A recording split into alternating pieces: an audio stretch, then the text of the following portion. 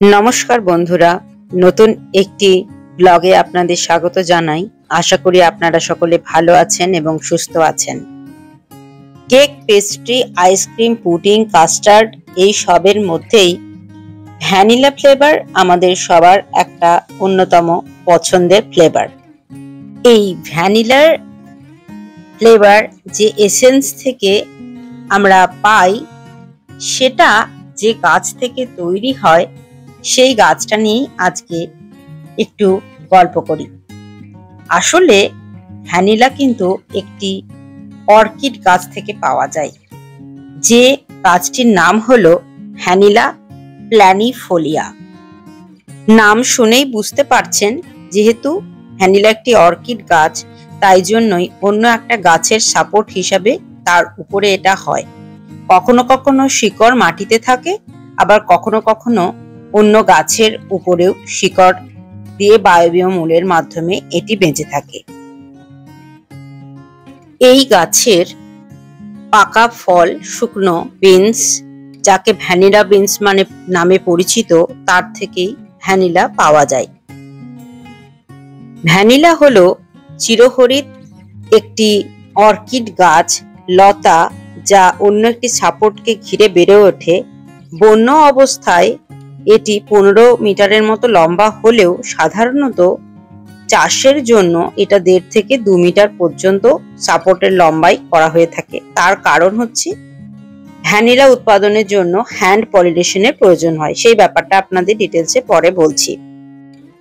এই গাছের প্রধান বৈশিষ্ট্য হলো এই গাছের যে কাণ্ড থেকে যে পাতাগুলো বেরোয়, সেটা জিগজ্যাগ শেপে একটার থেকে আর একটা 120 ডিগ্রি অ্যাঙ্গেলে থাকে।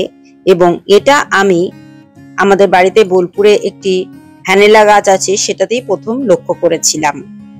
আর এর পাতাগুলো সাকুলেন্টলি মোটা, ফ্ল্যাট হয়। পাতার উপরটা গ্লসি বা চকচকে হয়। 8 থেকে 25 সেন্টিমিটার পর্যন্ত পাতা লম্বা হয়।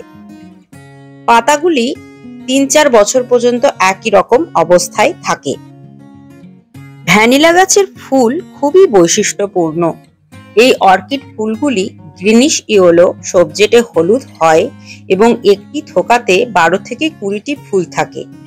কিন্তু সব থেকে যেটি বড় বৈশিষ্ট্য, এই ফুলগুলি সকালে ফুটে বিকালে শুকিয়ে যায়। আর বছরে শুধুমাত্র এপ্রিল ও মে মাস, এই 2 মাসই এই ফুলগুলি ফোটে।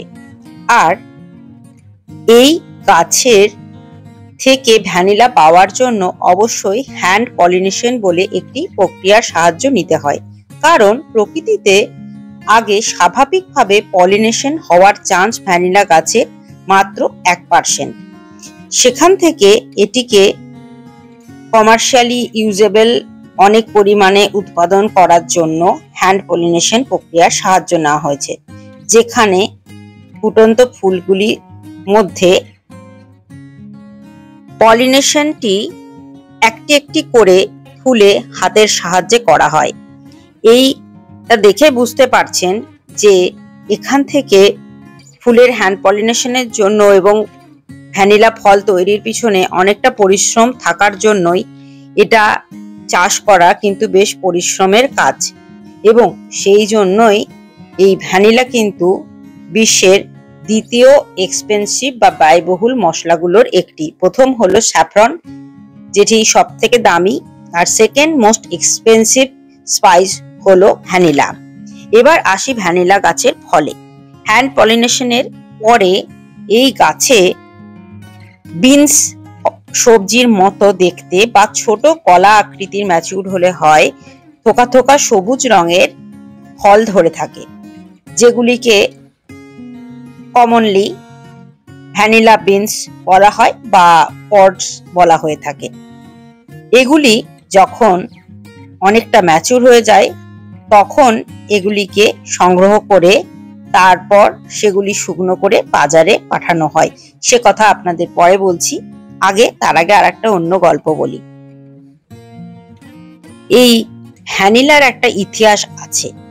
ভ্যানিলা গাছের আদি বাসস্থান মেসো আমেরিকা বা সাউথ আমেরিকা মহাদেশের, এবং তার মধ্যে মেক্সিকোতে ছিল এদের আদি বাসস্থান। পরবর্তীকালে অবশ্য এখন বিশ্বে সবথেকে পরিমাণে মাদাগাস্কার, তাহিতি, ফ্রেঞ্চ পলিনেশিয়ার অন্তর্গত তাহিতি আইল্যান্ড এবং ইন্দোনেশিয়া এগুলিতেই সবথেকে বেশি পরিমাণে ভ্যানিলা উৎপাদন হয়ে থাকে। ভারতবর্ষে কেরালা, কর্ণাটক, তামিলনাড়ু, আসামের কোথাও কোথাও ভ্যানিলার উৎপাদন হয়ে থাকে এবং এটি একটি অর্থকরী ফসল অবশ্যই। ভ্যানিলা গাছের বা ভ্যানিলা অর্কিডের চাষের জন্য খুব ভালো সাপোর্টের প্রয়োজন হয় যাতে গাছটি ভালোভাবে বৃদ্ধি পেতে পারে। এছাড়াও ভালো বাতাস চলাচল, হালকা রোদ এবং ভালো হ্যান্ড পলিনেশনের প্রয়োজন হয়ে থাকে। এবার যে কথাটা আগে বলছিলাম সেটাই আরেকবার বলি। এই ভ্যানিলা বিনসগুলি গাছে যখন পরিপক্ক হয়ে যায়, ম্যাচিউর হয়ে যায়, তারপর সেগুলিকে পেড়ে প্রথমে শুকনো করা হয় এবং সেগুলিকে বাছাই করে তারপরে লটে লটে সেগুলিকে বান্ডিল করে বাজারে পাঠানো হয়। ভ্যানিলার যে পরিপক্ক শুকনো বিনস রয়েছে তার মধ্যে থেকে যেমন ভাবে এটি পাউডার ফর্মেও পাওয়া যায়, এছাড়াও এটি থেকে অ্যালকোহলের সঙ্গে মিশিয়ে এটাতে এসেন্স বানানো হয় যেটি লিকুইড ভ্যানিলা হিসেবে বাজারে পাওয়া যায়। এইভাবে বিভিন্ন ফর্মে ভ্যানিলা, আবার কখনো কখনো গোটা ভ্যানিলা বিনসও পাওয়া যায়। পৃথিবীতে বিভিন্ন ধরনের ভ্যানিলার উৎপাদন হয়ে থাকে বিভিন্ন জায়গায়।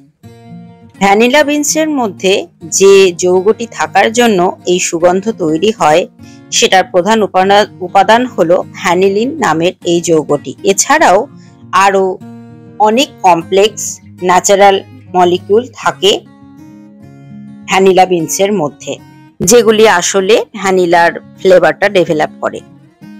সুগন্ধের পাশাপাশি বেশ কিছু হেলথ বেনিফিট রয়েছে ভ্যানিলার, যেমন anti oxidant, anti inflammatory properties ইত্যাদি রয়েছে, আরো বেশ কিছু গুণাগুণ রয়েছে।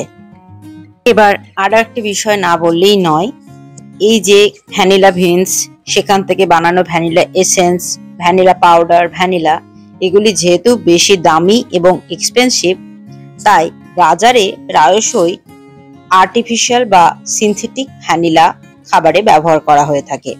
আসলে রিয়েল ভ্যানিলার মধ্যে বিভিন্ন কমপ্লেক্স ফ্লেভারের জন্য যে অনেক রকমের ন্যাচারাল কম্পাউন্ড থাকে, তার মধ্যে গন্ধের পিছনে প্রধান উপাদান হিসাবে থাকে ভ্যানিলিন। আর এই ভ্যানিলিন যৌগটি কৃত্রিমভাবে অন্য জায়গা থেকে তৈরি করে সেটি সিনথেটিক ভ্যানিলা হিসেবে বাজারে বিভিন্ন খাবারে ব্যবহার করা হয়ে থাকে, যেটার দাম অবশ্যই রিয়েল ভ্যানিলার থেকে কম হয়। অনেক কথা বললাম, আসুন একটা মজার কথা বলি ভ্যানিলা নিয়ে। আগেই বললাম মেসো আমেরিকা এবং মেক্সিকোতে আদি বাসস্থান ছিল ওয়াইল্ড ভ্যানিলা গাছে। তখনও ভ্যানিলা কৃষিকাজ অতটা পপুলার হয়নি। কথিত আছে 1520 সালে মেক্সিকোর এজটেক সম্রাট মন্টেজুমা স্প্যানিশ বিজয়ী এর্নান কর্টিসকে পরিবেশন করেছিলেন ভ্যানিলা এসেন্স। এরপরেই কর্টিসের হাত ধরে প্রথম কোকো এবং ভ্যানিলা বিন ইউরোপে নিয়ে আসেন তিনি। আসলে বলা যায় কলম্বিয়ান এক্সচেঞ্জের সময় বিভিন্ন জিনিসের সঙ্গে সঙ্গেই ভ্যানিলা বিন আমেরিকা মহাদেশের থেকে ইউরোপে আসে এবং তা আস্তে আস্তে খুবই পরিচিতি লাভ করে এবং হট চকলেট এছাড়াও নানান খাবারে তদনীন্তন ইউরোপের এটি রাজ দরবারে পর্যন্ত জনপ্রিয় হয়ে উঠেছিল এবং পরবর্তীতে এটি একটি আইসক্রিম, কেক, পেস্ট্রির অপরিহার্য উপাদান হয়ে যায়। তাহলে আজকে আপনাদের কেমন লাগলো ভ্যানিলার অর্কিড বা ভ্যানিলা তৈরির এই ছোট্ট গল্প শুনে? আজ এইটুকুই, আবার নতুন একটি ভিডিওতে দেখা হচ্ছে।